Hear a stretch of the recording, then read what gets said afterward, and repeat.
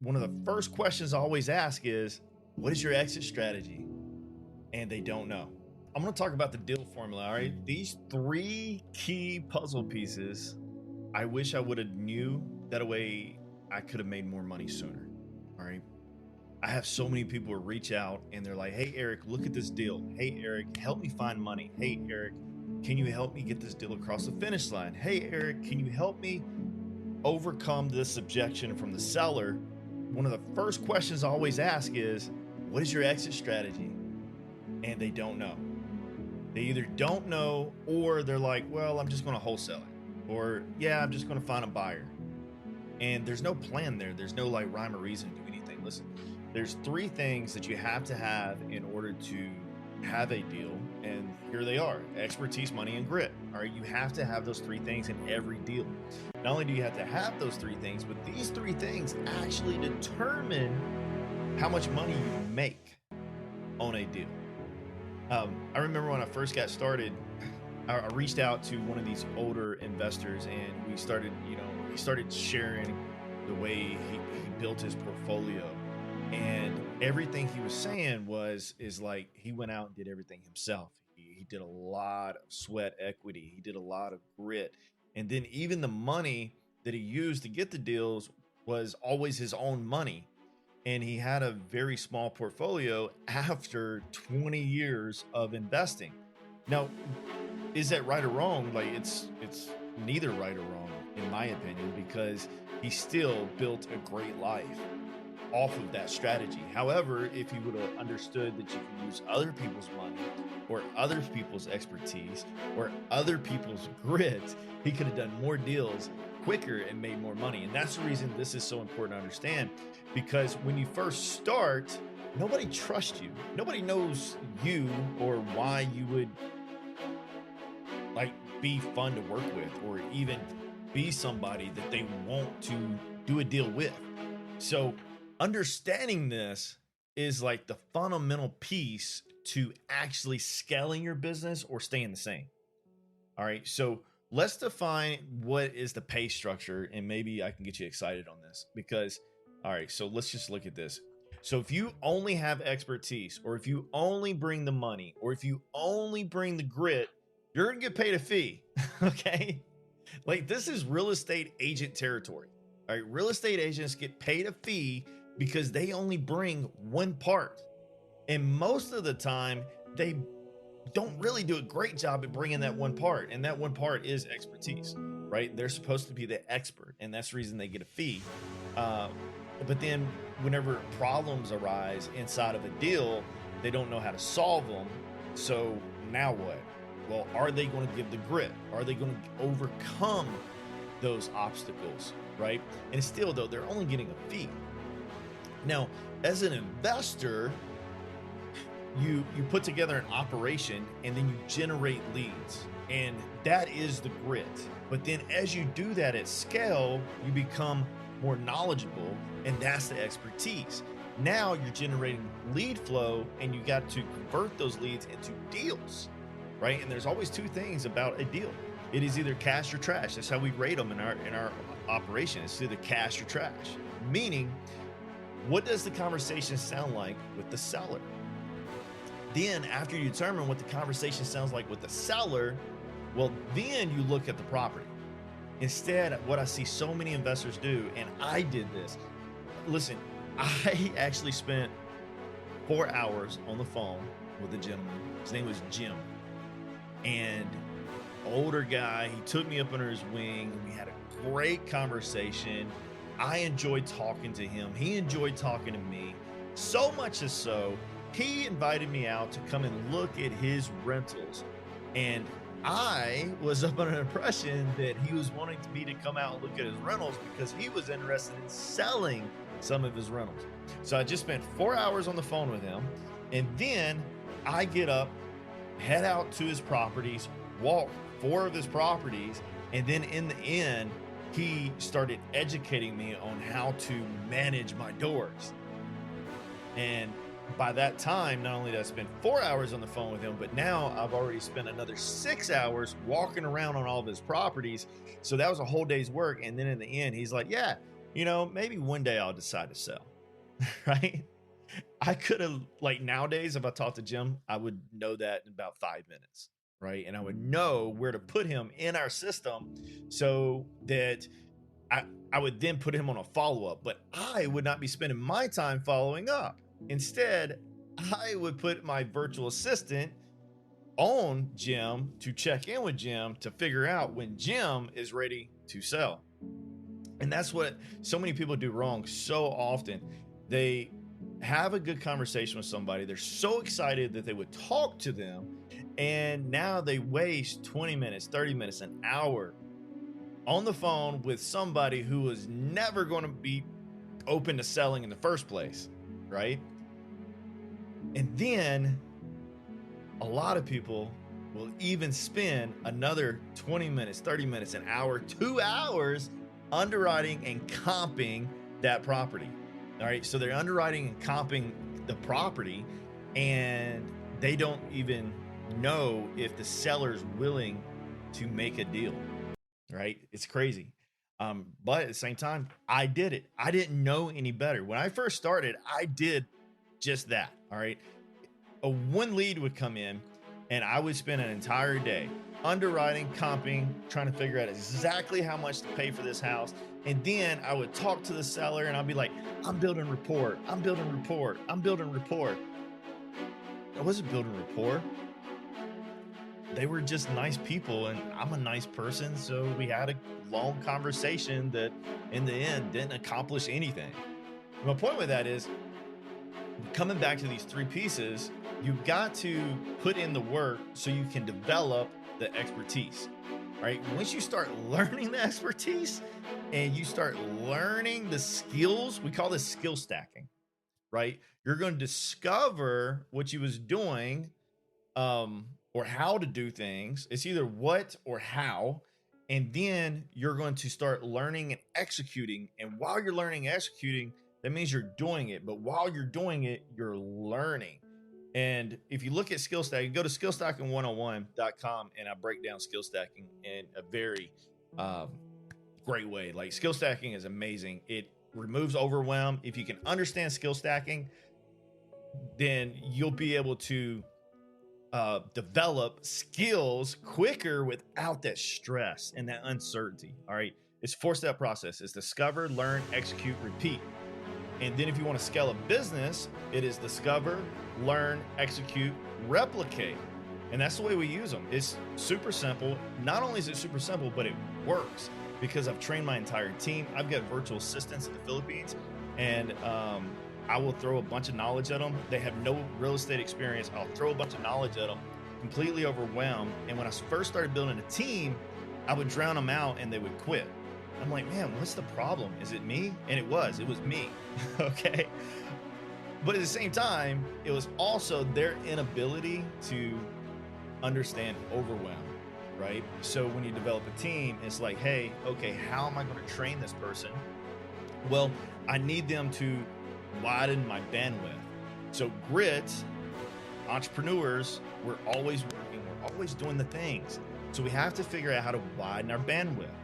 So now I bring in a virtual assistant, $3, $4, $5 an hour, and then we have to figure out how to train that virtual assistant. So we use skill stacking. Hey, what is the first thing I want you to do? Let me allow you to discover this. And then after they discover it, okay, hey, here's your first task. Now, since you discovered it, I want you to go do it. And now you're learning and you're executing, but hey, you're going to hit a wall. Okay. You're always going to hit a wall. When you hit that wall, you have two options. All right. And the two options are very simple. Either you quit, you turn around, you never come back, or you circle back to discovery. The wall is discovery. And that's what's so amazing about this, because now with a virtual assistant who has zero real estate knowledge, I can put her in on our VA training where she understands the terminology. She understands what a basic transaction is. She understands like the puzzle pieces that are moving. And then she gets to discover that the like next 6 months as she sees transaction after transaction after transaction close and get across the finish line. However, she is only able to accomplish hey, let me set up an appointment with the closer or Eric or Jen, whoever that is. That way they can figure out a better solution for you. But if they don't discover all of those things that come later, now they can't have a good conversation. And I see so many people who are interested in real estate run into the same issue, right? And they're just like, oh man, like this is so much work. I didn't realize investing or owning rentals or Airbnbs were so much work. Like, yeah, it is. I mean, that's the reason like society brings up, the 3 T's, tenants, toilets, and termites, which is completely false. Okay. Like, I've got a lot of rentals and I love my rentals, and we live off of our rentals. Everything else is just extra. It's absolutely amazing. But I would have way more rentals if I understood this puzzle piece, which is the deal formula. If I would have understood that I needed to have all 3 of these pieces in order to completely own the deal, and then if I would have understood that I can leverage other people's skills to plug into the holes that are missing in deals, and then if I would have understood that to widen my bandwidth, I need to go and train a team to also plug and fill in these holes. Now I would do more deals quicker, right? And I would be where I am now, like 2 years ago, instead of it taking me this long, right? And that's the same thing that we all run through, right? That is the skill stacking loop, right? So whenever you have 2 of these, you get to control the deal. All right. So many people come and they'd be like, hey man, will you look at this deal and tell me what you would offer? Like, would you help me find money for this? Would you help me do that? And now they're reaching out to me, expertise. And normally I don't charge anything, right? Like I don't even want to JV with people. A lot of times it's just like, hey, I'll help you out. Sure. But if we was going to JV, that would be a fee, right? Because I'm just providing expertise. I'm not going to do the work for you. You're going to have to call the seller. You're going to have to set up the attorney or title company. You're going to have to go out and make all the calls to find the money, but I'll help you do it, right? Like that's the expertise.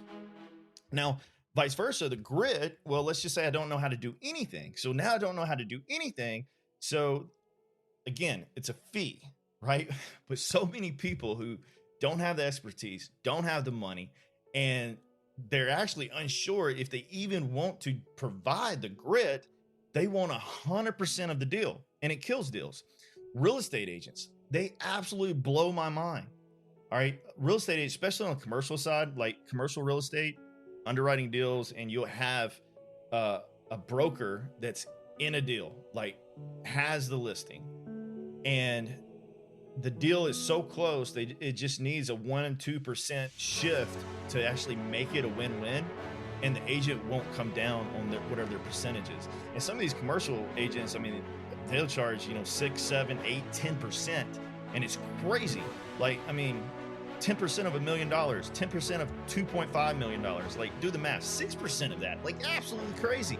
And what are they doing? They're listing it on a platform that has all of the buyers on it, right? That's the reason we go to an agent, is because they have access to a platform where all of the buyers have been trained. If they want to buy something, they go there. So, let's talk about that for a second. So let's like Airbnb. What is Airbnb? Airbnb owns no real estate. They control zero real estate, but they have a list. They have a list of interesting buyers who are willing to pay a certain fee to stay a certain night at a certain location. And then host, like we got Airbnbs, host will then list on Airbnb. And when Airbnb provides that traffic and they rent our place for a night, we get paid. But before we get paid, Airbnb gets paid. Same thing with MLS. It's just a list. Now, again, Airbnb, where do they fall in? Expertise, grit, money. Expertise. Right? They have the expertise of providing traffic, lead flow, people to actually get on your place and see it and actually choose to rent it, right? Like that's their expertise. It's up to you to actually message and chat, go back and forth and say, hey, are you a weird person that's going to come in and destroy my place? Or are you a good person and do you have good reviews and are you going to take good care of my place? Right? Like that's the grit, that's the work, right? And then we haven't even talked about money yet, but like money, I see so many people stop and not even take action at all because of money. But yet, in my opinion, money has always been one of the easiest things to find if I understand this principle. But what happens is people who don't have as much expertise and they have the grit, they have the deal, they have it up on a contract even, but they can't get it across the finish line because they're missing money.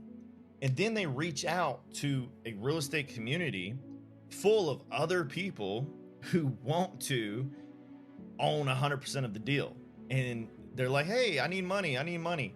You're looking in the wrong place, right? Like you don't go into a real estate community that's filled with other people who have the same dream as you, who want to do the same thing as you, looking for money. Instead, you go to places where lenders are. And in those communities, you'll start to notice that there's a select few of people who are actually real lenders, right? It's like Pace, sub 2, Gator Method, and all this stuff. Like that was crazy because he actually built a little network of people who only want to be lenders. And then you're going to call 5, 6, 7, 8, 20, 50 Gator lenders, and which is nothing more than transactional funding, right? Like they're just providing a very small portion of the deal so you can enter it, and then you got to fulfill it on the backside. But my point with that is he literally took his community of 13, 14,000 people and then created a smaller box of people who are actually lenders. And then he also had like qualification process of them going through and becoming Gator lenders, right?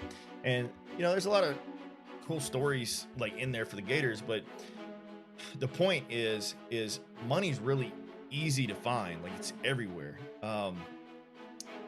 With the real estate communities, you got to be really careful. However, if I go and find people who make a lot of money, therefore they have a tax problem, that's who I want to go after, because that's your private money lenders, right? But they don't want to be real estate investors. That's the key. You've got to find people who have a tax problem, but they're not interested in doing the grit or the expertise. If you go into a real estate community and you're looking for money lenders, well, now you've got somebody who has the expertise and they have the money and they want you to do all the work. And then you get mad at them whenever they want to control the deal. However, they have the expertise, they have the money, they control the deal, right? It's the craziest thing. But here we are, we're left over here on grit and we're upset because we don't control the deal anymore, but yet we went to the wrong place to find money. It's just like going to the bank. Well, if I go to a bank and I ask the bank for money, well, bank will say, yeah, I'll lend you money. And I don't want to do any of the work. And I know nothing about real estate and I'm not going to help you on that side, but I will lend you the money. And therefore the bank provides one of these, and however the bank gets paid a fee, but you get to control the deal. Now, if we go to the next level where we start to dip into having all three of these, that's when we own the deal. And now we make money in all three quadrants. We make money by doing the work because we'll pay ourselves a management fee. We make money on the expertise because we'll pay ourselves a wholesaling fee. We make money on the lending part because we'll pay ourselves a lending fee, right? So when you look at this chart and you're wondering how I make more money in a deal, this is your answer. If you're looking at this chart and you're wondering, okay, I have a deal, but I need to do more deals. I don't have enough bandwidth to only do 2 or 3 deals a month because I run out of money or I run out of time, which is grit, right? I do have the expertise for it. Well, now I'm going to outsource. I'm going to go find somebody to do the grit. I'm going to pay them a fee. I'm going to outsource. I'm going to go find somebody with the money. I'm going to pay them a fee, right? That's it. It's that simple, guys. So now let's look at all of the different ways that this breaks down. Expertise. There's a list. of over 100 different ways that you can learn and become an expert. All right, all these are like exit strategies. It's crazy how many are actually out there. And then you wonder, how many do you actually do? Like, I do maybe 7 of these. Like I've done plenty burrs, done wraps, lease, owner financing, subject to house hacking, buying rentals. So 10.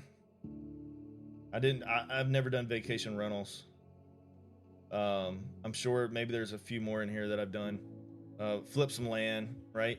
But either way, though, this is 100 different ways for you to become an expert and make money, get a fee. All right, this is one of the puzzle pieces. And then with the money, here's 100 different ways that you can make money or generate the money for a deal. All right, like, this is crazy. This is 100 different ways to go out and find the money. Sweat equity, seller's equity, personal savings, traditional bank loan, wraparound mortgages, commercial loans, portfolio loans, right? Business loans, angel investors.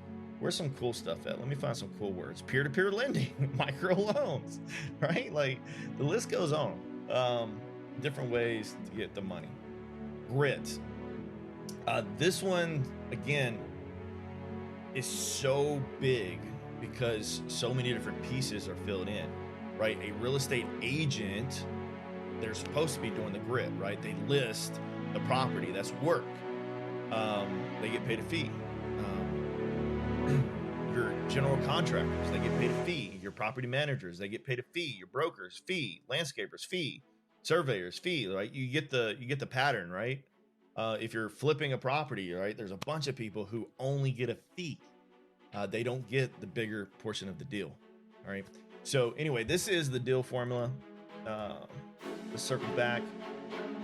In these 3 bubbles, you've got to learn which lever to pull. If you want to do more transactions, then you're going to have to figure out how to pay more people fees. And if you want to own all of the deals, then you're going to have to figure out how to fill in all 3 pieces. Now, if you only want to control the deal, which means you get a bigger split, or at least get to decide what the split is, then you bring 2 of these, right? Like, if I did the work and I brought the money and I just want somebody to tell me how to do a subject to transaction, well, they're not going to get on my deal. I'm just going to pay them a fee, right? So this is the key. Hopefully this helps. And if you're interested in learning more and you watch this training or whatever this is, I'm going to be diving deep in this stuff. We've got the Deal Boss Project. It's up, launching this week, Thursday. We're going to be running a full event where I'm going to dive in on how to launch a 7-figure real estate company in less than 1 week without being held hostage by the tech guy. And we got a bunch of other cool stuff coming out. You're going to be seeing a lot more industry knowledge and stuff that we did in order for me to walk away and become financially free at 32. And yeah, anyway, peace.